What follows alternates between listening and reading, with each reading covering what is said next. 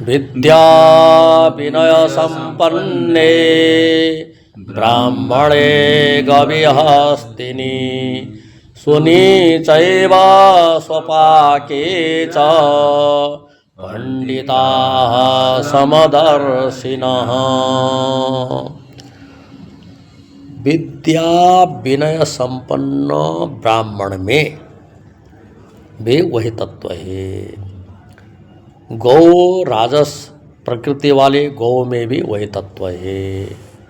हस्ति इत्यादि तामस प्रकृति वाले हाथी इत्यादि में, सोनी कुत्ता में, स्वपाक चांडाल में भी वह क्या है?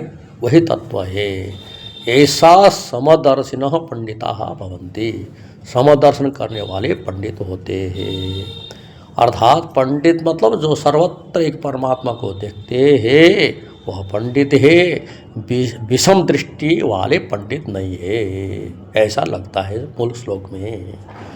अब हम लोग चल रहे हैं भाष्य आनंदगिरी में।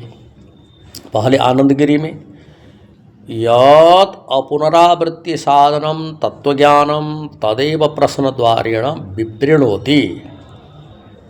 जो अपुनरावृत्ति का साधन तत्व ज्ञान है, अर्थात तत्व ज्ञान होने पर पुनः भवाटवी में, भव संसार में, जन्म मृत्यु के चक्कर में पड़ना नहीं पड़ता। जो अपुनरावृत्ति का साधन तत्व ज्ञान है, बोलते हैं कि वह तत्व ज्ञान प्रश्न के द्वारा वह क्या करते हैं? वह व्याख्या करते। येषां ज्ञानेन नाशितम आत्मनो अज्ञानम, जिनका स्वरूप ज्ञान के द्वारा स्वरूप विषय अज्ञान नष्ट हुआ, अर्थात जिनका हुआ वह क्या है? ते पंडिता, वही पंडित है जिसने अपने स्वरूप के ज्ञान से स्वरूप विषय अज्ञान, स्वरूप विषय संदेह निवृत्त कर लिया, उसको पंडित कहते हैं। कथम तत्वम पश्यन्ति इति उच्यते, वे लोग तत्व को कैसे देखते हैं? अर्थात वह तत्व है जिस तत्व को जानने से अज्ञान नष्ट होता है, आत्म तत्व कैसा है? तो श्लोक के द्वारा बताया। विद्या विनय संपन्ने ब्राह्मणे गव्यस्तिनि शुनि चैव स्वपाके च पंडिताः समदर्शिनः। उसके बाद में कहते हैं कि भाष्य में आइए, विद्या विनय संपन्ने, विद्या च विनयश्च विद्या विनयो, विद्या और विनय अर्थात विद्या आने पर अहंकार भी आता है। प्राय क्या है? हाँ, मैं विद्वान। हाँ, इसलिए बोलते हैं कि विद्या एक तो क्या है? अर्थात ऊपरी स्तन विद्या, जो ऊपर से जो समझता है, अर्थात तत्व को नहीं समझता, उसमें तो क्या है? वह उद्धतता, उत्पटंग मतलब एक अहंकार आता है, जो शास्त्र की अंतस्थल में घुसा हुआ है। जितना विद्वान होगा उसमें उतने ही रहस्य होगा, और उसके बाद में यहाँ ऐसा ऐसा है, ऐसा उसको क्या हो लगता है? उसका अहंकार ही नहीं आता है। अथवा वह अपरा विद्या में अभिमान आ जाता है, परा विद्या में अभिमान निवृत्त होता है। क्यों? उस परमात्मा तत्व को जानने के बाद सर्वत्र अद्वितीय परमात्मा ज्ञान होने पर भेद बुद्धि नहीं रहता है, इसलिए उसको किससे अभिमान करे, किसको देखा है? ये होगा नहीं। अब यहाँ बोलते कि अब यहाँ क्या है? विद्या भी है, सकल शास्त्र का ज्ञान भी है, विनय भी है। अर्थात वह जो विद्या आत्मनो बोधः, कोष्टक में दिया, आत्मा का बोध, आत्मा का यथार्थ ज्ञान, उसी को विद्या कहते हैं। और उसके बाद में विनय किसको बोलते हैं? विद्या वेदार्थ विज्ञानम अंगीकृत्य विनयम व्याचष्टे, वेद के अर्थ विज्ञान अर्थात अनुभवात्मक ज्ञान लीजिए। वेदार्थ ज्ञान, वेद के परोक्ष ज्ञान, अनुभवात्मक ज्ञान, वेदार्थ विज्ञान ज्ञान, ऐसा स्वीकार विनय की व्याख्या करते हैं। विनय उपशम, विनय मतलब उपशम। उपशम का अर्थ क्या है?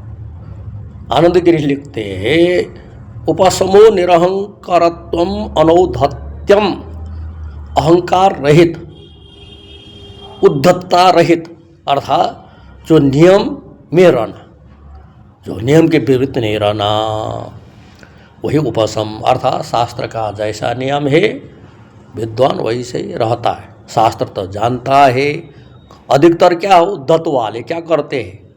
शास्त्र के विपरीत चलते हैं, शास्त्र के विपरीत चलते हैं। इसलिए निरहंकार अनौद्धत्यम ऐसा अर्थ किया, अहंकार रहित। मैं जानता हूँ, जानने में क्या है, परमात्मा की कृपा हुई, वह लगा यह आत्म तत्व साक्षात्कार किया, वो तो लगता उसको मानता है कि मुझे तो परमात्मा की महती कृपा हुई, जिसकी कृपा से मैंने आत्मसात किया, ऐसा लगेगा। दूसरा है मैंने कितना परिश्रम किया, कहाँ कहाँ भटका, कैसे कैसे किया, मेरा बराबर कौन है, सब ऐसे ही है, लल्लू पंजू है, आदि आदि करता है। अब यह कहते आगे चलिए, अर्थात विद्या और विनय से संपन्न। उसके बाद में क्या कह रहे हैं? वह जो हो ऐसा जो हो विद्वान पदार्थम एवं उक्त्वा, इसलिए बोलते कि पदार्थ को बता करके वाक्यार्थम दर्शयति, वाक्यार्थ को दिखलाते हैं। वो क्या है? वह जो विद्वान कैसा? विद्या विनय से संपन्न, विद्या विनय संपन्न जो विद्वान होता है। विद्वान विनितश्च यो ब्राह्मण तस्मिन् ब्राह्मणे, अर्थात विद्या और विनय से संपन्न उस ब्राह्मण में भी वही तत्व है, वही जो हो सृष्टिकर्ता परमात्मा है। और इसी प्रकार से जो गवि, गौ में भी गवि इत्यादि अनुद्य वाक्यार्थम कथयति। अब यहाँ बोलते हैं कि वह जो गौ इत्यादि में भी वही तत्व है, हाथी में भी वही तत्व है, सुनि चैप स्वपाके च, अर्थात वह सुनि में, कुत्ता में, चांडाल में जो एक तत्व देखता है, सर्वत्र एक अद्वितीय तत्व देखता है, वह क्या है? पंडित है। अच्छा, ये बताया हस्त्यादो पंडिता समुद्रदर्शन इति उत्तरत्र संबंध। हस्त्यादि में भी वही तत्व जो दिखता है, समदर्शन करता है कि तत्व है, कोई फर्क नहीं है। उसको क्या बोलते कि पंडित कहते हैं। विद्या विनय संपन्ने उत्तमे संस्कारवती ब्राह्मणे सात्विके, आगे भाष्य में, अर्थात विद्या विनय संपन्न उत्तम संस्कार वाले, उत्तम संस्कार वाले ब्राह्मण, अर्थात सात्विक में भी वही तत्व है। सत्वगुण के कार्य जो विद्वान होना, विनय होना, उसमें वही तत्व है। मध्यमानाम च राजस्याम गवि, अर्थात जो मध्यम रजोगुण और सत्वगुण है वह मध्यम, अर्थात उत्तम वाले में वह मध्यम में, अर्थात गौ इत्यादि राखा, उसमें भी वही तत्व है। संस्कार हीनायाम अधेमे च केवल तामसे हस्त्यादो च, संस्कार रहित और अधम, अर्थात अत्यंतमेव, अधमिका अत्यंतमेव, पाठांतरे केवल तामसे हस्तात्, अर्थात केवल तामस हाथी इत्यादि में वही तत्व है, कोई तत्व फर्क नहीं है, एक ही तत्व है। आनंद गिरी लिखते हैं तत्र तत्र प्राणी भेदेषु तत्तद्गुणैः तत्तद्निमित्त संस्कारैश्च संस्पृष्टत्व संभवात् न ब्रह्मणः समत्वम् इति आशंक्याः। सत्वगुण वाले ब्राह्मण में जो ब्रह्म है तो वह हो, उन गुणों का संबंध होगा। रजगुण में रजोगुण का संबंध होगा, तमगुण में तमगुण का संबंध होगा। उन्होंने प्राणियों में तत्तद गुण ही, उन्होंने गुण के द्वारा, उसके निमित्त संस्कारों के द्वारा परस होने पर ब्रह्म में न ब्रह्मण समत्व, ब्रह्म समान नहीं, विषम है। ब्राह्मण में विशेष ब्रह्म, गौ इत्यादि में उससे कम ब्रह्म, और तामस में उससे कम ब्रह्म, ऐसा होगा। तो बोलते हैं कि सत्वादि गुणैस्तजैश्च संस्कारे, सत्वादि गुण और सत्वादि गुण से होने वाले संस्कार से उस तत्व का कोई संबंध नहीं है, अर्थात वह तत्व असंग तत्व है, उसमें संबंध ही नहीं है। तज्जैश्च इत्यत्र तत्शब्देन स्वत्वम एव गृह्यते, अर्थात यहाँ तज्जैश्च में तत्शब्द से सत्व गुण से होने वाला जो कार्य है, संस्कार है, उसको ले लेना। और इसी प्रकार से सात्विक संस्कारे ही इव राजस संस्कारैरपि सर्वतः अस्पृष्टम ब्रह्म, सात्विक संस्कार के साथ जैसे ब्रह्म का संबंध नहीं है, इसी प्रकार से राजस संस्कार के साथ भी ब्रह्म का संबंध नहीं है। तथा राजसई रजोगुण से होने वाले जो संस्कार के साथ ब्रह्म का संबंध नहीं। और बोलते कि राजसैरिव तामसैरपि संस्कारैर ब्रह्म अत्यंतम एवं अस्पृष्टम इत्याह, जैसे राजस गुण के संस्कार से संबंध नहीं है, इसी प्रकार से तमोगुण के संस्कार से ब्रह्म का अत्यंत भी अस्पृष्ट है, संबंध नहीं है। तथा तामसैश्च, उसे तमोगुण के संस्कार से भी उसका संबंध नहीं है। अत्यंतम एवं अस्पृष्टम, अर्थात अत्यंत अस्पृष्ट, अर्थात उसके संबंध ही नहीं, संपर्क ही नहीं, ऐसा जो एक ब्रह्म तत्व है, व्यापक तत्व है। ब्रह्मणो अद्वितीयत्वम कूटस्थत्वम असंगत्वम च उक्ति अर्थे हेतु इति मत्वा समशब्दार्थम आह। ब्रह्म कैसा है? एक स्वगत सजातीय विजातीय भेद रहित है, निर्विकार है, संग रहित है। उस अर्थ में हेतु को मान करके सम शब्द के अर्थ को बतलाते। समम एकम सर्वत्र एक है, अविक्रियम विकार रहित है, उसमें विकार है ही नहीं। ऐसा जो ब्रह्म है, इसलिए बोलते हैं कि उसी को समदर्शित्व में व पांडित्यम, समदर्शन करना ही पांडित्यपन है, अर्थात सर्वत्र समदर्शन करना वही पंडित का पंडिताई है। नहीं तो पंडिताई क्या बोलेंगे, विषम दर्शन करने वाले पांडित्यपन नहीं है। उसी को बोलते हैं कि तद्व्याचष्टे ब्रह्म तत् द्रष्टुम शीलम येषां ते पंडिता समदर्शिना। ब्रह्म, उस ब्रह्म को दर्शन करना ही स्वभाव जिसका है, सर्वत्र ब्रह्म दर्शन करने का स्वभाव है। नाम रूप उपाधि को हटा करके वह सत्वगुण रजोगुण तमोगुण और उसके कार्य को हटा करके उन सब का अधिष्ठान ब्रह्म को ही दर्शन करना जिसका स्वभाव है, उसको समदर्शन कहा जाता है। यह श्लोक का अर्थ भाष्य आनंदगिरी से हुआ। पहले श्लोक के चलते उसके बाद भाष्य आनंदगिरी। ऐसे तो भाष्यकार के है कि पहले अवतरणा लेकर के प्रश्न करके उसका जवाब देते, उनकी शैली ऐसे हम लोग का बीच बीच में छोड़ जाता है। श्लोक उच्चारण करते यही तैर्जितः सर्गो येषां साम्ये स्थितं मनः निर्दोषं हि समं ब्रह्म तस्मात् ब्रह्मणि ते स्थिताः। बोलते कि यह एवं तैर्जितः सर्ग, अर्थात सर्ग मतलब सृष्टि को, जन्मण को जिसने यहीं जीत लिया। किसने जीता? येषां साम्ये स्थितम मन, जिनका मन सम परमात्मा में स्थित है। और लोग क्या जन्म मरण को वह जीत लेते हैं, अर्थात वह मरण संबंधी भय सबको होता है, किंतु उसको क्या है, परमात्मा को जानने के अनंतर वह सर्ग विषय का, अर्थात आगे क्या होगा, कहाँ जाऊँगा, होगा ही नहीं, चिंता ही नहीं हुई, निश्चल भाव से वो रहते हैं।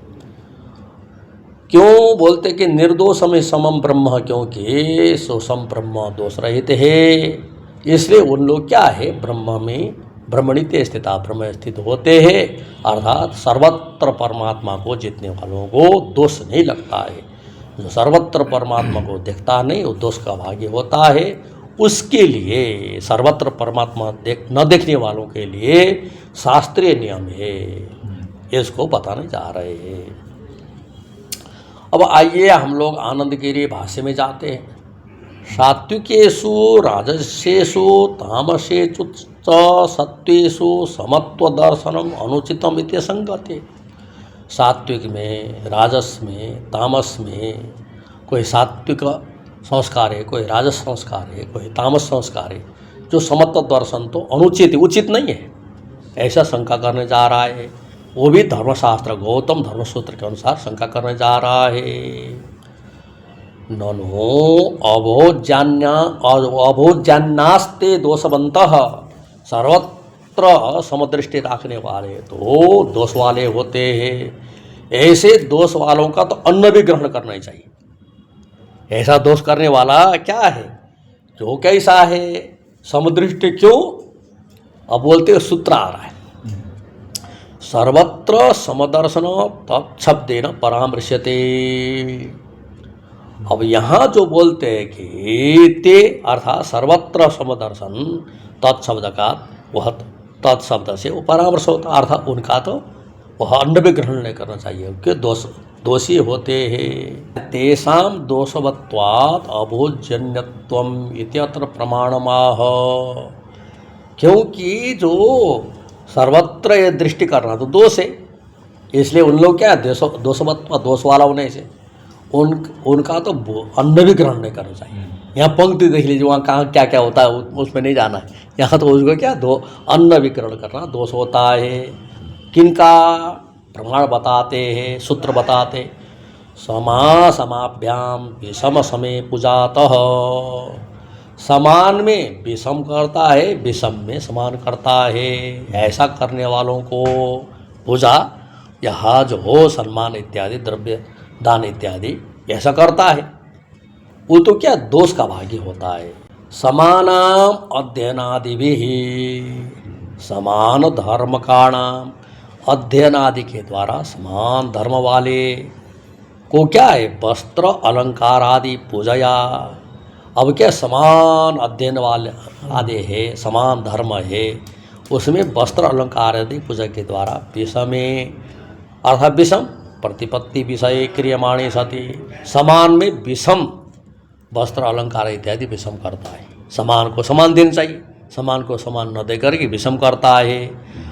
असमानाम च असमान धर्मकाणाम कस्यचित् एक वेदत्वम अपरस्य द्वि वेदत्वम इत्यादि धर्मवताम, जो कैसा है असमान धर्म वाले, किसी ने एक वेद अध्ययन किया, किसी ने 2 वेद अध्ययन किया, किसी ने 3 वेद अध्ययन किया, किसी ने 4 वेद अध्ययन किया, ऐसा वालों को क्या करता है, इत्यादि धर्मवताम प्रागुक्त पूजया, पहले बताया गया वस्त्र अलंकार आदि जो हो दक्षिणा इत्यादि मान लीजिए, वो पूजा से समय प्रतिपत्ति विषय समान प्रति समझ करके जो करता है, जो पूजा करने वाला है, पूजयिता अर्थात ऐसा चतुर्वेदाध्यायी को वैसे करता है, त्रिवेदाध्यायी को ऐसे करता है, द्विवेदाध्यायी को ऐसे करता है, एक वेदाध्यायी को ऐसा करता है।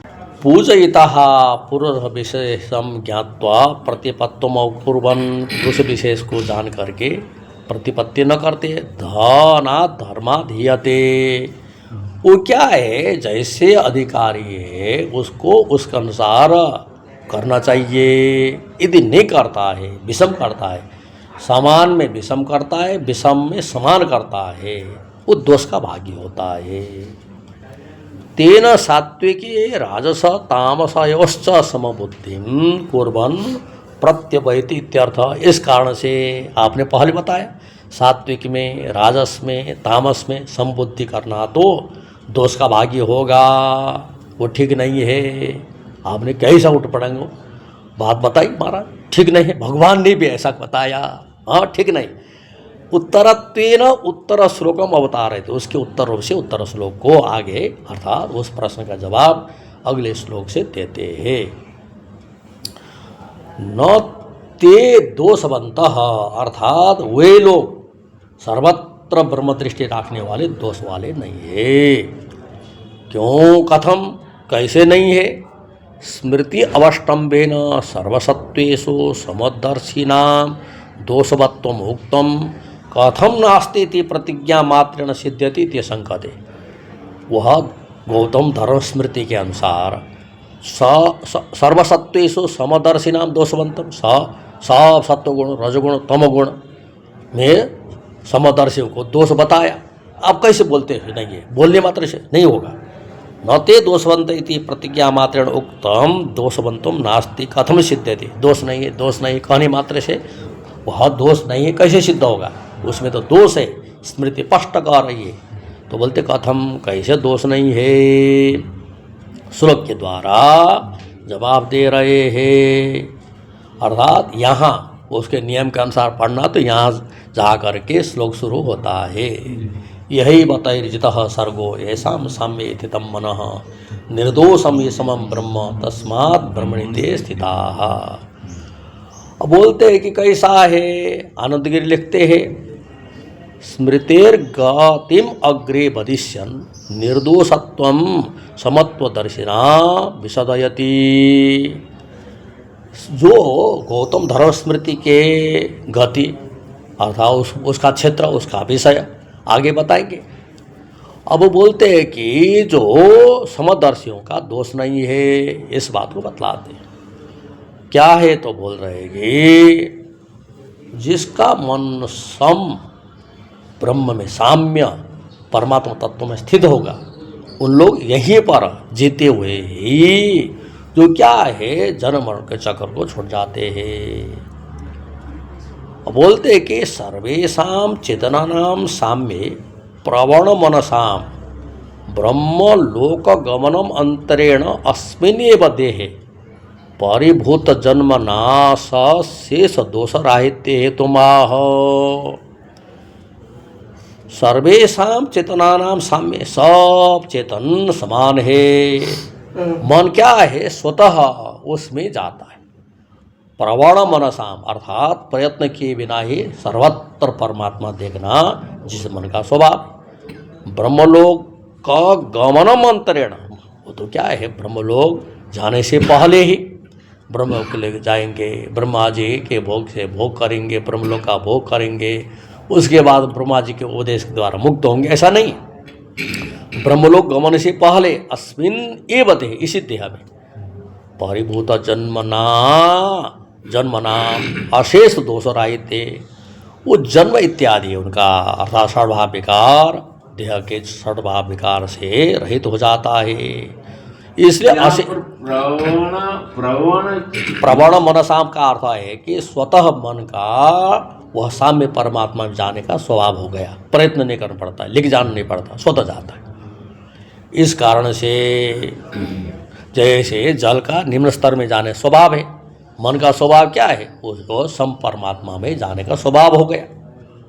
वैसा स्वभाव वाले व्यक्ति मरने के अनंतर यही देह में ही वह जो जन्मों का परिवर्तन हो जाता, अर्थात जन्म मरण स्वभाव विकार से रहित हो जाता है। अशेष दोष राहित्य, अशेष दोष राहित्य में हेतु बतलाते, क्यों? वह निर्दोष ब्रह्म है।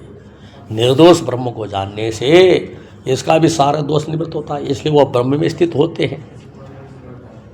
इसलिए यहाँ कह रहे हैं कि आगे क्या बोल रहे हैं कि वह भाष्य में आइए महाराज। भाष्य में क्या? यही वह जीवत भीरेव तैहि समदर्शिभिः पंडितैः जीतो वशीकृतः सर्गो जन्म। जीते हुए ही अर्थात मरने के बाद नहीं, यहीं पर जीवित अवस्था में ही जिसने क्या है तय है, अर्थात वह जीवधारी जीवित अवस्था में समदर्शी भी सर्वत्र समान दर्शन करना जिसका स्वभाव है, ऐसा पंडित लोग जीत वशीकृत सर्गो जन्म, जिसने जन्म खाए जीत लिया है, अब आगे जन्म नहीं होना, जो जन्म हुआ होना तो हो गया, अब आगे जन्म होना नहीं है। उसके बाद बोलते हैं कि वर्तमानो देह सप्तम्या परिगृह्यते, यह मतलब यहीं पर वर्तमान देह, यह देह से अतिरिक्त देह को उनको ग्रहण करना नहीं पड़ता है। तानेव समदर्शिनो विशिनष्टि, वो समदर्शिनी की व्याख्या करते हैं। येषां साम्ये सर्वभूतेषु ब्रह्मणि समभावे स्थितम निश्चलीभूतम मनो अंतकरणम, जिनका सब भूतों में जो समभाव से रहने वाला, जो ब्रह्म में जिसका मन निश्चलीभूत हुआ, एकदम दृढ़ हो गया, ब्रह्म से इतर उसका मन जाता ही नहीं है। वो क्या है, अभी अर्थात मरने के अनंतर नहीं, यहीं पर वह मृत्यु जन्म मृत्यु को जीत लेता है, षड्भाव विकार रहित हो जाता है। जैसे स्थिति आती है तो बोलते हैं कि वह क्यों ब्रह्म निर्दोष है महाराज। बोलते कैसे निर्दोष है, ननो ब्रह्मणो निर्दोषत्वम असिद्धम, ब्रह्म निर्दोष तो असिद्ध है। दोषवत्सु सोपाकादिषु तद्दोष दोषवत्वोपलम्ब संभवात्, क्योंकि सब सोपाक है, कुत्ता है, हाथी है, आपने क्या है पूर्व जन्म के पाप के कारण तत्व योनि में जाता है, अधो योनि में जाता है। वह दोषवत्सु सोपाकादिषु, दोष वाले सोपाक इत्यादि में, तद्दोषैर उन दोषों के द्वारा दोषवत्वोपलम्ब संभव, दोष की उपलब्धि संभव है। तत्राह यद्यपि दोषवत्सु स्वपाकादिषु मुणैः तद्दोषैर दोषवत् एव विभाव्यते, ठीक है इन लोग क्या है दोष वाले हैं, तामसिक है, मान लीजिए दोष क्या तमोगुण का संस्कार है। कौन स्वपाक आदि चांडाल इत्यादि में वह दोष है, उनके जो ऐसा आचरण है। किंतु मूढ़ई है, मूढ़ लोग तद दोष है दोषवत एवं विभाव्यते, मूढ़ को क्या उन दोष से वह दोष युक्त भान होता है। तथापि तब भी तद्दोषे अस्पृष्टम इति निर्दोषम दोषवर्जितम, अर्थात उन दोष से उसका ब्रह्म का संबंध नहीं। वह दोष से जैसे आकाश में मट मैला से धुआं इत्यादि से आकाश का संबंध नहीं होता है, आकाश असंग ही रहता है। किंतु ज्ञानी का क्या आत्मा असंग है, ऐसा देखना स्वभाव है। तथापि तद्दोषे अस्पृष्टमिति निर्दोष, उस दोष के द्वारा उसका संबंध नहीं है। दोषवर्जितम ही अस्मात्, इस कारण से वह दोष रहित है, ब्रह्म है, असंग ब्रह्म है। इस कारण से वह जो दोष वाला नहीं है, मूढ़ लोगों को, अविवेकी को तो वहाँ दोष लगता है। यह बिल्कुल तामसिक जन है, ये सात्विक जन है, ये राजस जन है, ऐसा जो तत्व गुण से युक्त आत्मा को देखते हैं। किंतु जो पंडित है सर्वत्र एक रूप से दिखता है।